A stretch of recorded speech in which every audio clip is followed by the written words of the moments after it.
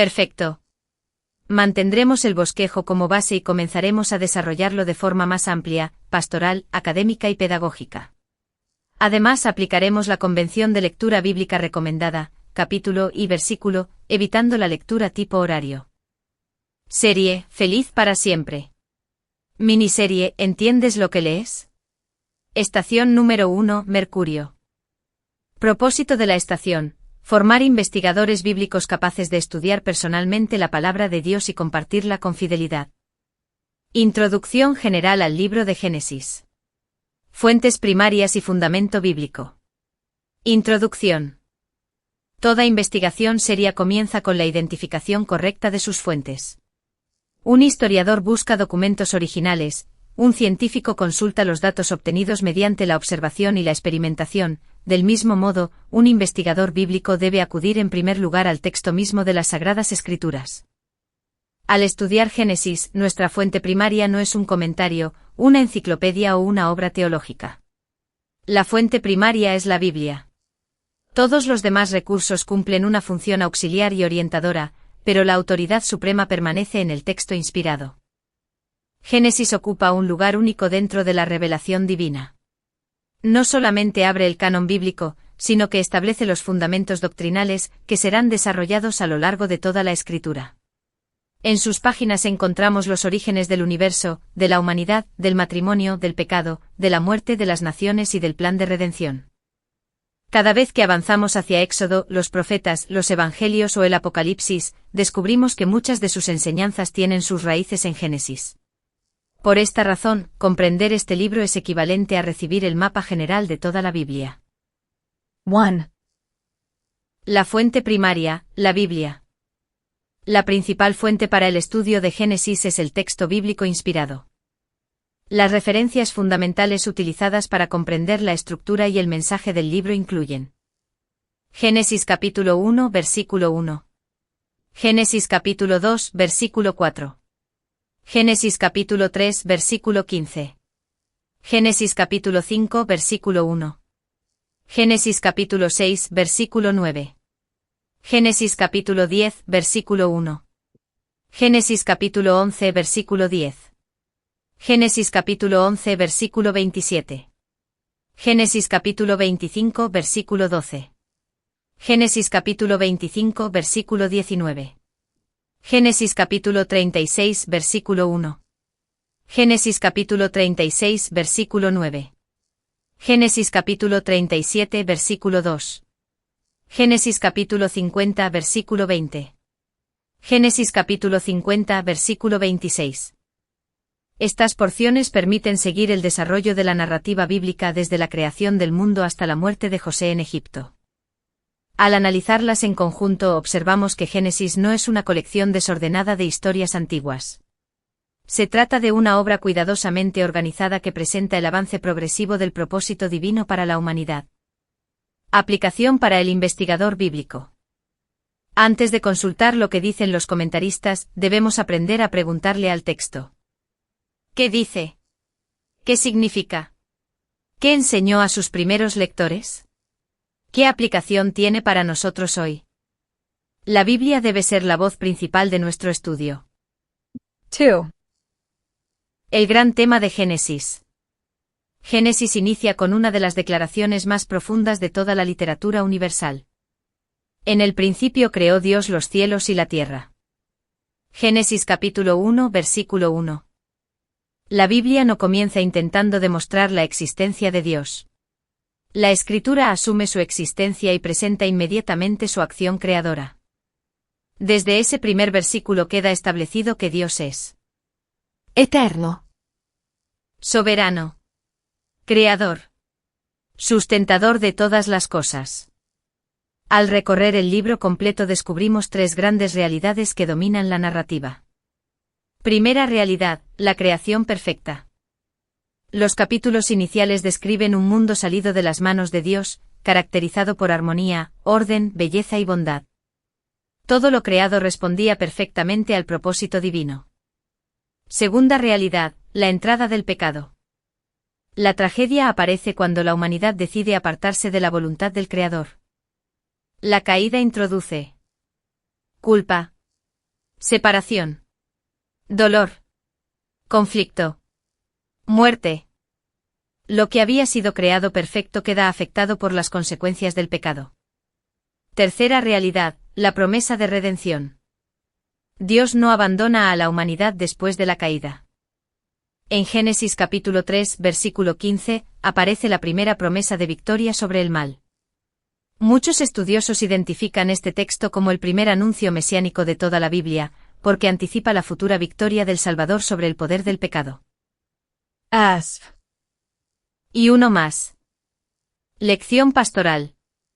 Génesis no es únicamente el libro de los comienzos.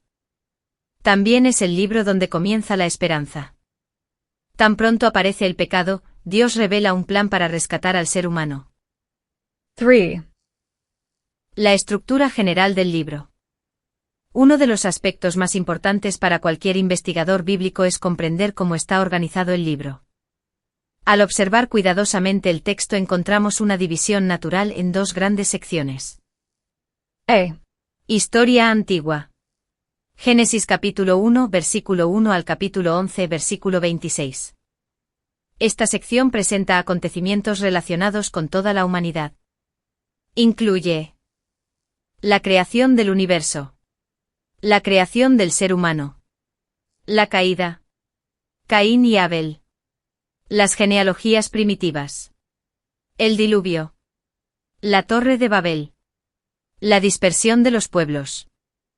El enfoque es universal. La atención recae sobre el destino de la humanidad en su conjunto. Dios aparece actuando sobre pueblos, naciones y generaciones enteras. B. Historia patriarcal. Génesis capítulo 11 versículo 27 al capítulo 50, versículo 26. A partir de la familia de Taré se produce un cambio importante en la narrativa. La atención ahora se centra en Abraham, Isaac, Jacob. José. La escritura pasa de la historia de todos los pueblos a la historia de una familia específica. Esta transición resulta fundamental porque muestra cómo Dios decide desarrollar su plan redentor mediante una línea familiar concreta, de la cual surgiría posteriormente Israel y, finalmente, el Mesías prometido. Asf. Y dos más. Observación para el estudiante. Muchos lectores se preguntan por qué Génesis dedica tantos capítulos a unas pocas personas. La respuesta es sencilla. Dios está mostrando cómo preserva la línea del pacto y la promesa de salvación anunciada en Génesis capítulo 3, versículo 15. 4. La fórmula literaria, estas son las generaciones. Uno de los elementos más importantes para comprender la estructura interna de Génesis es la expresión hebrea. Generalmente traducida como estas son las generaciones de o estos son los orígenes de. Los estudios literarios de Génesis reconocen ampliamente que esta fórmula funciona como una marca estructural que organiza el libro en secciones principales. Theopolis Institute. Y dos más. La encontramos en pasajes como Génesis capítulo 2, versículo 4. Génesis capítulo 5, versículo 1. Génesis capítulo 6, versículo 9. Génesis capítulo 10, versículo 1. Génesis capítulo 11, versículo 10. Génesis capítulo 11, versículo 27. Génesis capítulo 25, versículo 12. Génesis capítulo 25, versículo 19. Génesis capítulo 36, versículo 1. Génesis capítulo 37, versículo 2. Cada aparición marca una nueva etapa dentro de la historia bíblica. Theopolis Institute. Y uno más. Imagen pedagógica. Podemos visualizar la expresión Toledot como una serie de puertas que conducen de un salón al siguiente dentro de un gran museo de la historia sagrada. Cada puerta abre una nueva sección del plan de Dios. 5. La providencia divina como mensaje central. Más allá de los personajes, genealogías y acontecimientos históricos, existe un mensaje que atraviesa todo el libro. Dios gobierna la historia. El mismo Dios que crea el universo. Establece el orden de la creación. Juzga mediante el diluvio. Dispersa las naciones. También. Llama a Abraham. Protege a Isaac. Transforma a Jacob. Preserva a José. Asf. Y uno más. La declaración culminante aparece cerca del final del libro. Vosotros pensasteis mal contra mí, mas Dios lo encaminó a bien. Génesis capítulo 50, versículo 20. Estas palabras resumen una de las enseñanzas más consoladoras de toda la Escritura. La providencia divina puede transformar incluso las circunstancias más difíciles en instrumentos para cumplir sus propósitos. Aplicación pastoral. El libro de Génesis nos recuerda que Dios no ha perdido el control de la historia. Gobernó el mundo antiguo. Dirigió la vida de los patriarcas. Y continúa guiando hoy la vida de quienes depositan su confianza en él. Conclusión general. Al concluir esta introducción, hemos identificado la fuente primaria del estudio de Génesis, la propia palabra de Dios. También hemos observado el tema central del libro, su estructura general, la importancia de la fórmula Toledot y el mensaje permanente de la providencia divina. Con este mapa en nuestras manos estamos preparados para iniciar el recorrido detallado del libro. En la próxima lección nos detendremos en la primera gran escena de la revelación bíblica. La perfecta creación de Dios. Génesis capítulo 1, versículo 1 al capítulo 2, versículo 25.